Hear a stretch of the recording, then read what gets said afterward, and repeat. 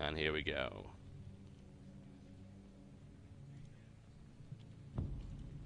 So we have the casters to load in at the moment. We are joined today by Kaldor and GoodGame.ru. Russian stream following DIMAGA and Kaldor following everybody. Mostly TLO because he is German, but... Yes, yes. If you can call Kaldor a lot of things, unbiased is probably not one of them.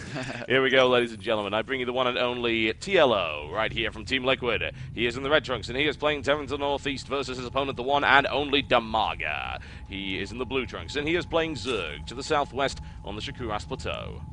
DIMAGA is such a smart Zerg player. I mean, I think that's even an understatement, really. He is so clever, and he will hardly overdrone, will not overmake units. He'll make the right amount of units every single engagement. He will calculate it in his head. He'd be like 4 Marines, 1 Hellion, 2 Marauders equals 12 links, and he like deals with it perfectly fine.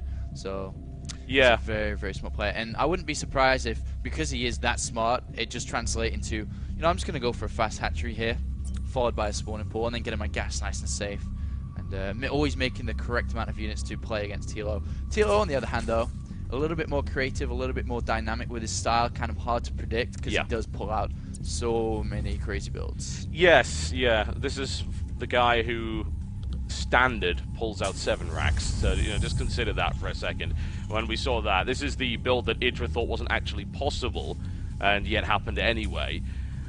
And he's actually going to go with the Refinery first this time around, which is, of course, extremely popular right now in the current meta game and very effective against Zerg. Yeah, I mean, you basically get the Refinery first, you can get the factory as soon as the barracks finishes, and then you add on the reactor basically a few seconds after that. So TLO just throwing the barracks to the left-hand side doesn't really mean too much here, and the scouting drone will miss it first of all, and I don't think DIMAGA is going to fall for any trickery like this. He will go in, see the base, and we'll just scout around, see the Refinery, and understands there's not going to be any pressure here outside of his main base. Yep, and will he pass the barracks more to the point? Yes, he will, so he sees what's going on. Hatchery down for DIMAGA, everything going just fine for him. I mean, it's not unusual for DIMAGA. DIMAGA is really known for this whole spawn extractor or extractor spawning pool build, but against Terran, on a map like this, there's really no reason not to do that. And this is interesting by TLO actually. He's taken 3 off gas now. He's only mining minerals and just had enough money to build the factory. And does DIMAGA see that? No, he does not see that. So TLO just going for factory and barracks here, and we'll be using only minerals from now on. And that means he's going to be able to get an expansion really fast, actually. So his minerals are going to shoot up, and he's going to expand very, very shortly here. Meanwhile, DIMAGA gone for that 16 spawning pool. Not quite yet added the gas. I'm sure we'll be seeing that very, very shortly once this hatchery is completed and double queens are made. But right now, TLO playing very, very macro-orientated here. Yeah, it's an interesting build from TLO, very, very precise by the looks of it, the exact timing of the gas, now placing 1 and then 2 and then 3 back in a nice methodical manner. Of course, the opening will consist of at least 1 Hellion, and he's still only mining 1 from gas, so as you said, that expansion is starting, and he's going to be relying primarily on Marine and Hellion for the moment, with no transition readily in sight just yet. Yeah, I mean, DIMAGA hasn't started to mine gas yet, and people may question that, but at the same time, it is Shakuras Plateau, which is a very defensive map from the natural up. You know, units filter very hard through here, and it's going to be hard to really get off any surface area within that natural, as the creep and spine crawler is now up. Taking rid of this Marine just to spot the Hellion. Yes, he does spot the Hellion, but at the same time, he has no idea about that expansion. He didn't see Dire take off gas and go for that early expansion. And now we do have a tech lab onto that barracks. I'm sure we'll be going for stim immediately, and we'll want to start to get that research. It does take a very long time. Yeah, it was an interesting little start there by TLO. Since he hasn't actually scouted DIMAGA yet at all, these 2 Hellions will be the ones that do just that. Still no gas from DIMAGA, relying primarily on Zerglings and Spine Crawlers, but of course that means no speed, so that's a little bit problematic for him. And he's going to be able to get around the back and actually do a little bit of damage right here. Sniping away at the drones, he takes 1, and he's looking to try and take another. The thing is, DIMAGA will split that off very, very easily, and needless to say, TLO does not want to be in range of those Spine Crawlers or the Queens, and DIMAGA is actually currently sitting on 3 of them initially. So we are seeing DIMAGA going for this Spanish UAS style with 4 Queens, late gases, now taking both of these gases, and the problem with this is that against an aggressive opponent that uses Reapers and very methodical with the drops and so on, it can be quite hard to defend.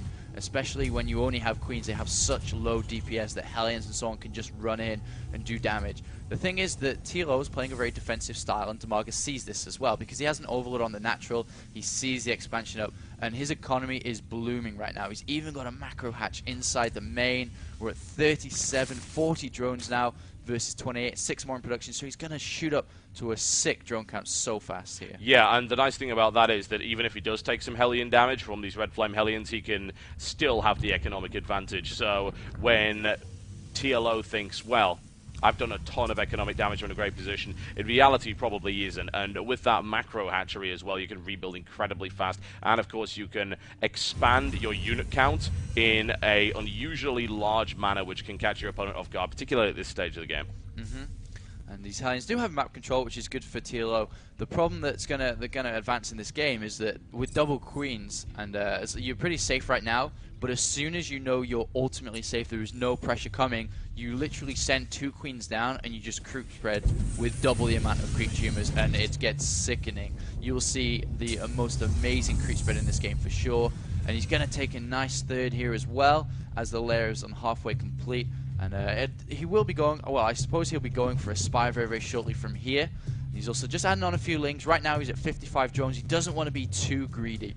At this time, people are like, well, you know, well, I guess I can go to 70 drones right now. Well, no, not really if you don't want to play safe. So he's just going to get a few lings out, can take map control and so on, and be a little bit more defensive. As soon as these lings are made, though, he'll put down the Spire, and then he'll go and add a lot more drones onto this. Yep, TLO moving forward right here with a force of 4 Hellions. DIMAGA is well aware of their presence. DIMAGA now moving into a defensive formation with those Zerglings. He'll try and look for a surround if he can get it, and if TLO doesn't move, then that's exactly what's going to happen. A great surround there by DIMAGA. Nails 2, and TLO needs to get the hell out of there immediately. He's done very little damage, honestly, considering that he lost 3 Hellions for that. Yeah, and this push that's coming, I don't think it's going to do so well. I guess Stim is done, and he does have a Hellion which will help out, but this is going to be pretty difficult, especially because there are, well, the Baneling Nest has just gone down, +1 has started, more links will be in production as DIMAGA sees this push coming down. 2 Medivacs, though, will help this out a lot. I didn't see them coming. 2 Medivacs will help a lot. 34 links in production right now. Yeah, also consider the combat shield is going to be complete once this hits the natural, so TLO's got a reasonable chance here of doing some damage, and honestly, if you went in any later, then the Banelings would have been up and this push would have been absolutely shut down. So if there was any time to go, this is probably it. But you're right, though, this is very, very risky. TLO, however, could deny the third here and then get out with hopefully a few Marines to spare. That said, he's got hit by the back and the Hellions were out of position. That's a little bit of a problem for him. Here comes the big surround right here from DIMAGA, and I have to wonder if TLO will actually evacuate this or if he'll try and fight it, and most of that push was easily annihilated by DIMAGA. And what he's done now is he's secured, well, he's kind of got rid of all the creep now. He's secured a lot of those units back. He's pulled them back. He's going to land down again and go in once again because there's still only lings. The problem for TLO is that 11 Mutalisks are about to pop out, and as soon as they do, this wave is completely cleaned up. Yeah, the question is, can he actually deny that third before that happens? That's what he's looking to do right now. Gets on the defensive, and DIMAGA bringing in friends, and they get a good surround once again. He does have his back to the wall, and that's 1 Mute, and actually DIMAGA, I think, making a slight error in sending in that Mutalisk a little bit early. Whatever the case, I think TLO is going to be forced to drop and fight anyway, because a couple more have joined into the fray. TLO is going to try and get away with those Medivacs, but it's simply not going to happen. And as soon as the Mutalisk popped, 20 drones were in production there, so he's up to 70 drones now, 71 as these 2 pop, and he's at a great count. He can build a few more drones now, take a 4th base, and literally all the minerals that DIMAGA makes now are going to go into drones and overlords and hatcheries. He does not need to spend them anywhere else. All the gas will go into Mutalisks and upgrades, and he's just going to harass. If you look around, the turrets are now just up, just in time. Natural's still a little bit slow. The 1+ up here for TLO is that he does have double engineering base, starting the armory as well as these upgrades get to around 50%. So he'll go immediately into 2-2 as well. But the problem for TLO is he's stuck on 2 bases. He's only at 56 SUVs, and his economy is not up to par with DIMAGA. No, it really, really is not. An armory is coming down, so Thors have pretty much been forced at this point. That said, it is also for infantry weapon upgrades. And if he's able to get a really good upgrade count on his opponent, he's going to do well. That said, he's still got to watch out for Banelings, of which there are plenty. And with TLO drawing his forces out of position right here, it's particularly dangerous to hang around there when DIMAGA is morphing in 17 more Banelings. That's going to be 27 that's about to crash into that natural. Yeah, I mean, he smelt the weakness of TLO, which you don't have tanks, you don't have siege mode, so, you know, Banelings are pretty good against Marines, so he's going to be able to crash through, especially if he manages to pick off the tank with his Mucilis if he comes in. A little bit more harassment, though. He might just wait until TLO decides to push out, as he'll want to push out very, very shortly. And, oh, she's just going to go for it. Yep, and these are actually not fast Banelings, which is interesting. Will TLO be able to deal with this? Will he be able to pop them before they actually hit that minimal line? And, oh, that was nasty. That's a good 2/3 of the minimal line devastated, and he catches the tanks out of position as well. So TLO's economy just took a huge hit. Yeah, I think that was 18 SCVs went down there, which is a lot. He's down to 45 SCVs compared to 75. DIMAGA morphing in 23 more Banelings and 42 more Lings. The centrifugal hooks, are now done for the Banelings. That will help out a lot. And in come more harassment Mutilisks. Yep, and he's trying to pick up the tank. However, TLO is in position, ready to receive that. He started +2/+2, but I have to wonder whether or not it's going to be quick enough to do anything. More Zerglings piling in. There's another 58. He can easily morph them into Banelings, and now they've got centrifugal hooks, so it's going to be even harder to defend.